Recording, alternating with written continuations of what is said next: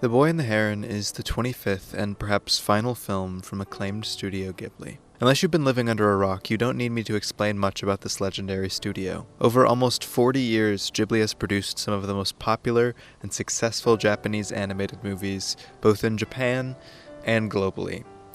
After securing a distribution deal with Pixar in the early 2000s, the films would soar in popularity in the United States and become a big part of people my age's childhood. The films would be some of the most beautiful and expansive animated works my child and now my adult self had ever seen. They wouldn't just have breathtaking animation and moving scores, but they would also be deeply mature and emotional, and they'd explore themes I had never seen on screen before.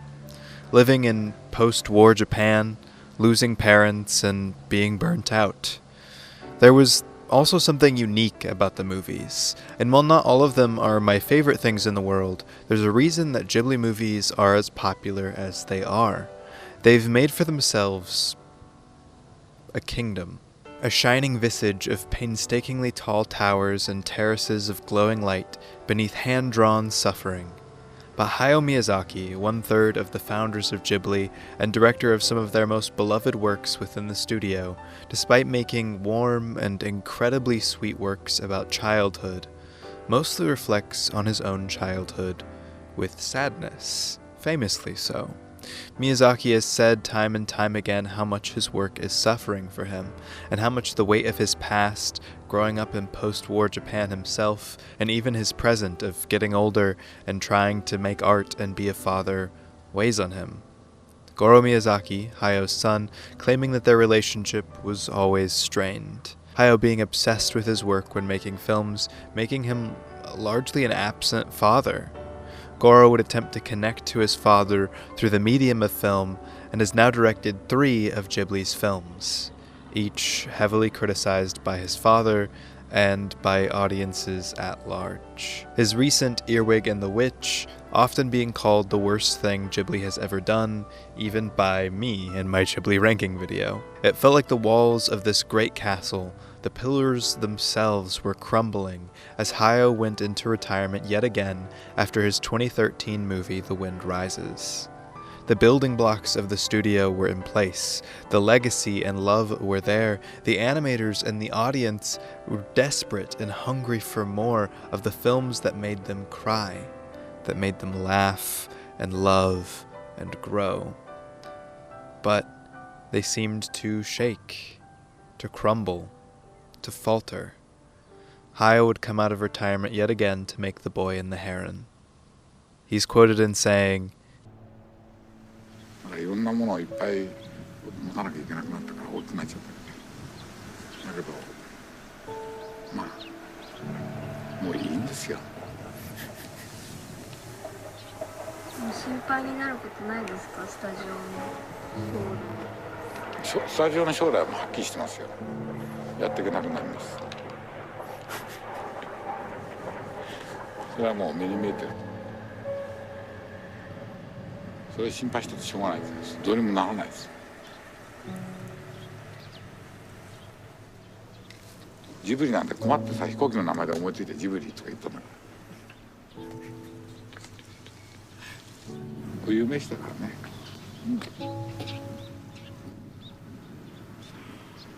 綺麗だな。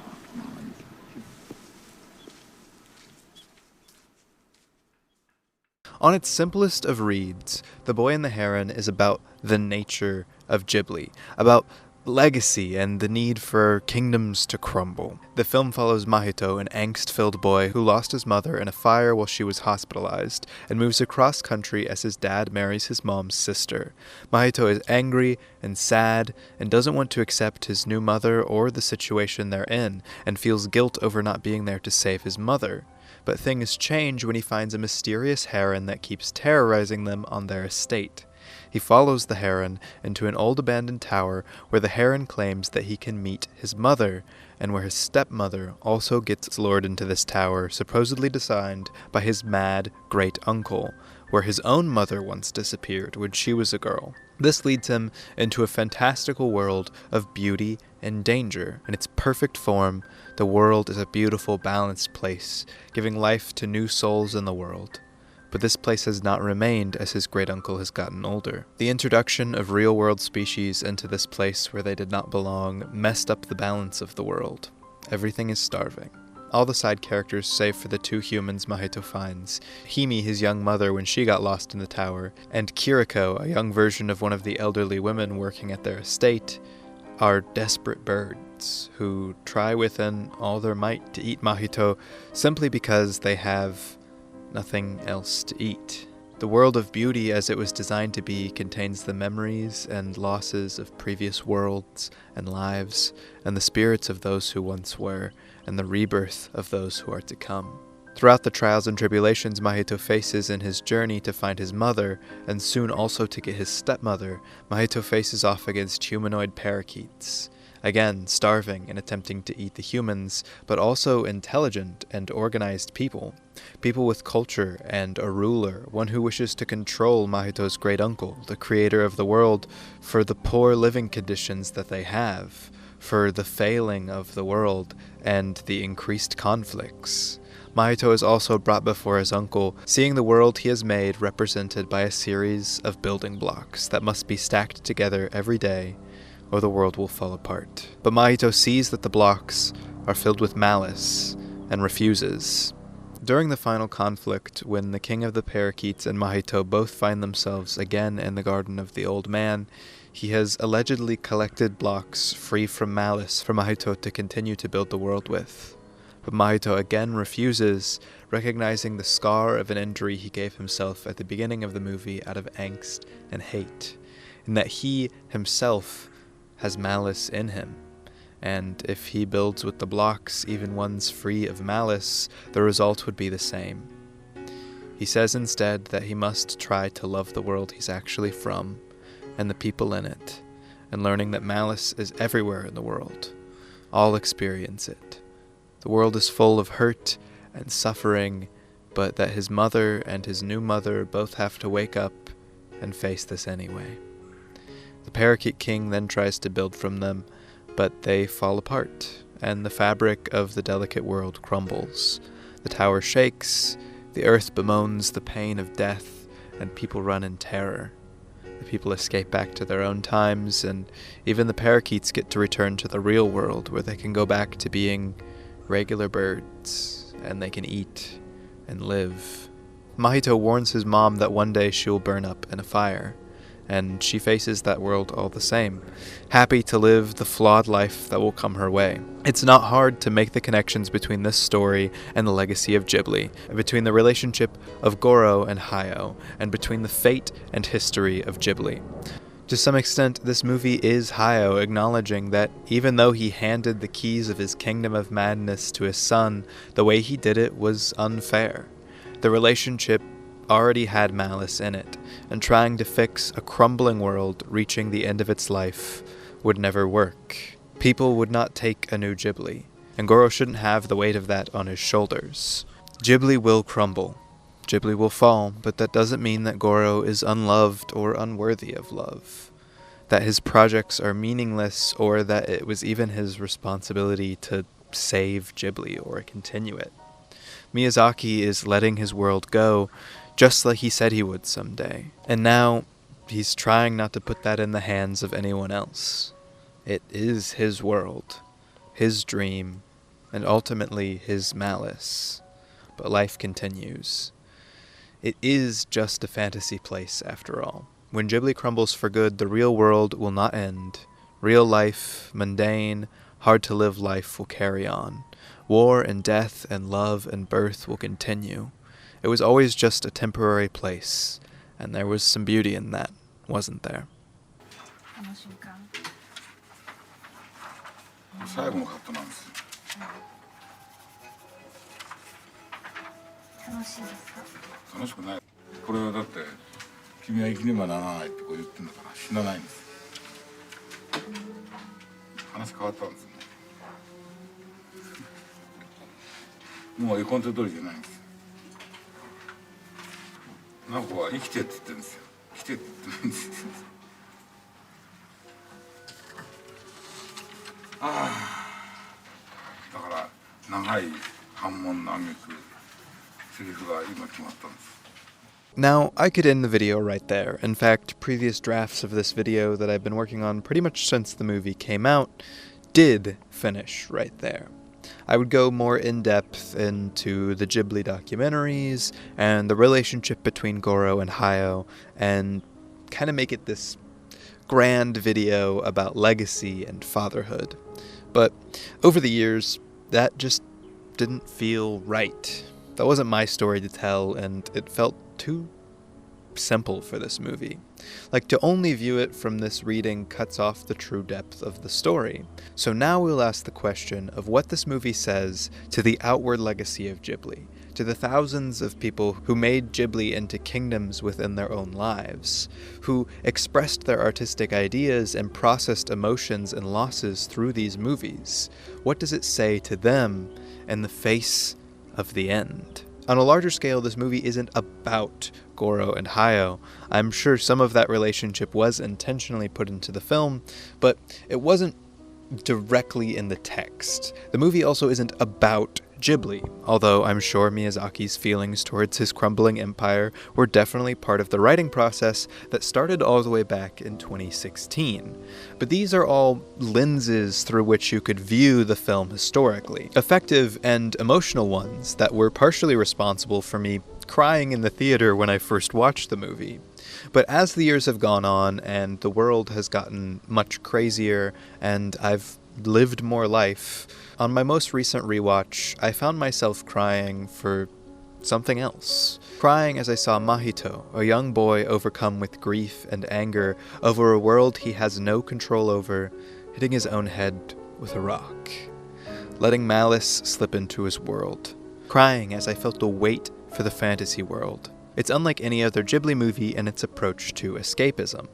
Oftentimes Miyazaki's movies offer wonderful, fantastical reprieves from the horrors of the world, often war specifically. In Spirited Away, Chihiro has trouble with transitioning to a new place and to a new part of her life, so she goes on this incredible journey to a fantastic world where she grows and learns that she is capable of adapting to new environments and thriving in them as she learns to take agency over her own life.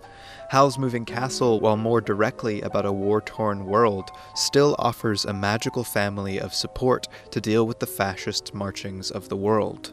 Totoro, a magic monster to deal with loss. And now, there are breaks from this direct formula in his work. His darker and sometimes more mature movies like Princess Mononoke and even Kiki's Delivery Service offer different looks to the use of fantasy. Mononoke is being much more cynical to the world, but also using fantasy textually in a different form, hearkening more to high fantasy classics than inherent escapist fantasy. And Kiki's Delivery Service shows that being a magic girl doesn't make your life easier when you're faced with the adult world, burnout, and loneliness, inverting the normal themes and instead showing that a normal girl in the woods who paints is an actual form of escapism in this world from its more fantastical parts of Kiki's life. But in Boy and the Heron, that fantasy world is corrupt. It is violent and lonely. It's an escape from Mahito's life and from the angst of losing his mother and not wanting a new one and a new life and not being able to save her from the fire, but it's not a good one. It's not a peaceful world that he goes to where he learns to move on, or even a romantic but doomed escape like the use of airplanes in The Wind Rises. The world fights him, tries to eat him, and shows him no mercy at any point. No rest. He cannot live in the fantasy world. No one can. Not even his great uncle who brought it to life. It was a facade, and the work to try and keep it up and keep it alive no matter what is what led things to getting so bad that there's an army of starving parakeets that are willing to risk their lives to try and make their world better. When Mahito makes it back to the human world, what has he learned? Has he learned to accept his new mother?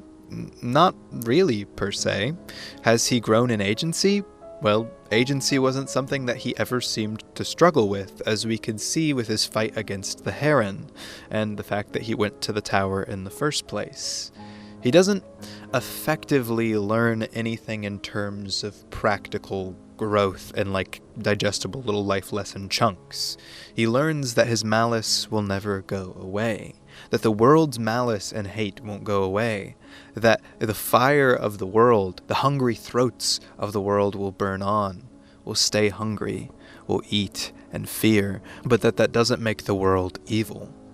That living in a fantasy world can help you get perspective, but only for a brief time. You can't live in them forever. That life has to go on. The entire themes of the movie are wrapped up perfectly in the original title of the movie, and it's still the title of the movie in Japanese. How do you live? This is a question that is foundational to every one of Miyazaki's movies. It seems to be a question he's deeply grappled with his whole life, reconciling the deep trauma in Japan's past that he had to grow up with. Not in the way that co-founder and friend Isao Takahata did in his devastating movie Grave of the Fireflies, showing the dark world for what it is, bare for everyone to see, but creating a better world for kids to live in. It thematically really works well for what I'm saying here, that Grave of the Fireflies and Totoro were being made and released at the same time. They were sister movies. They are both movies grappling with the same trauma, but you can immediately see Miyazaki's solution in art. And it's clearly something he can't do outwardly. People make jokes about it a lot, but from interviews and documentaries and everything I've seen from him, Hayao Miyazaki is a sad person. A person who lives with a great weight on his shoulders that seems to have never let up. Not in his art, or even making art. So, how do you live? The same question is posed in Mononoke, where it asks how these characters can live and find love in a world so hell-bent on destruction and hate against nature. And it says that we have to simply do it together. It's the only way. The Boy and the Heron gives a similar solution, but one that is perhaps more considerate of the work of Ghibli itself. Instead of our brave San and Ashtaka fighting together for the greater good of nature, still having malice and curses placed upon them, but ultimately knowing that what they're doing is do or die, Mahito's world doesn't get better. He's not fighting to save anything besides himself and kind of his stepmom. His malice isn't just externalized through a curse or violence against others, it's externalized through violence against himself. So how does Mahito live? He does it by letting the fantasy world change him, to let himself escape, but also to love and to live. For as dumb as this sounds, he learns to change the things he can change, and to accept the things that he can't. His stepmother will never be his mom he lost, but she can still be loving. He'll never be able to go back and save his mother this time, but in the fantasy world, for a brief moment, he can see her smile again. He can see her every time he sees a fire, every time he sees her sister, every time he thinks of someone brave. He lives in the world, not changing ultimately, not escaping from it, but by combining what escapism he can have while facing the painful world each day. We're all stuck with our scars. They don't fade. The world is on fire, and every day it seems to get worse. So how do we live? Perhaps what made me change what I wanted to talk about with this video is because I didn't need the story of a son and father letting go of legacy. But what I do need is to live, to enjoy beauty while acknowledging the malice of the world, not ignoring it. Working against that malice as best as any human can. Not just running away into art or the things that we make, but using them as tools to get better, as ways to express our pain and our world. I've seen a lot of people be more lukewarm to this movie than a lot of other Ghibli movies, and to some extent, I kind of understand. The vibes are weird in this one. The pacing is strange. The plot is almost non-existent. It feels weird to be in. Like there's something nagging at you the entire time you watch it. Something you and the movie can never quite put your finger on. An emptiness. But for me, and for my viewing, each time this emptiness, this sadness, this strangeness, and even the slow pacing of the story contribute all the more to the emotional weight of the ending for me. They create a unique feeling around this movie that I haven't really experienced anywhere else. It makes me scared, and it comforts me. It makes me want to live. I know a lot of people need escapism, especially people watching my YouTube channel and their lives. I certainly do. It's hard to face a world this corrupt, this awful, without needing something to help you get through. Oftentimes for me, that's writing and the art I get to make. Other times it's experiencing the art of others, especially with other people in life. That's one of my favorite ways to be with people, is showing them art. But in life, this isn't enough. It isn't living. Living means waking up and getting out of bed even when you feel heavy. Living means talking to people in person, meeting new people who challenge you and even hurt you. Living means looking at the scars of the world and the scars of yourself and choosing to step forward, choosing to do what you can, to love what you can, to experience this world. To live is to do, and while art is part of what makes us humans, one of our greatest parts, we cannot live through art alone, or we will crumble along with its legacy. So go, live, work, play, explore, love, hate, be scared, be happy, be angry. See the world, see people, get out of the house, make the world a better place. Enjoy the happiness you have while you have it. Cherish every smile. Don't get trapped in art. The real world hurts more than art ever will. It's scary and it's new, and sometimes it's really hard and really bad. But there's so much more to find than what's on a page, than what's on a screen. And that's how we live.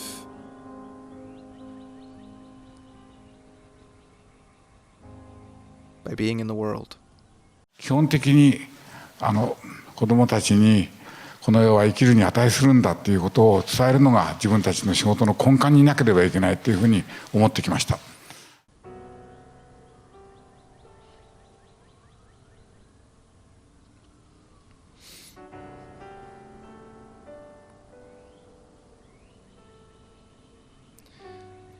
It's been a while since I've made a YouTube video. It's not for any big reasons. I've just been busy. I'm back in the United States again. Indefinitely this time, I think. Unless something changes, I may go back briefly to Europe if I have money. But it's a weird time to be in America. It's a weird time to live life. And it's a weird time to be stuck in art. I know a lot of my friends, they need art, and it's easier to look at art and to go into that than to live. It is. Living is tough right now. It's tough. Hopefully this video gives you some encouragement in that. I think the reason I wanted to make it is just how deeply I got affected by this movie recently, and I've wanted to talk about it for a long time. Get out into the world. I mean what I'm saying in this. Experience art, yes, experience as much art as you can, but experience the world. Look at it. Don't ignore it. Don't make jokes about it. Look at the malice of the world. Don't obsess over it. Change the things you can, and accept the things you can't change. I'll hopefully be back on a more regular release schedule now that I'm back home. Thank you guys for watching. I love you all, and goodbye.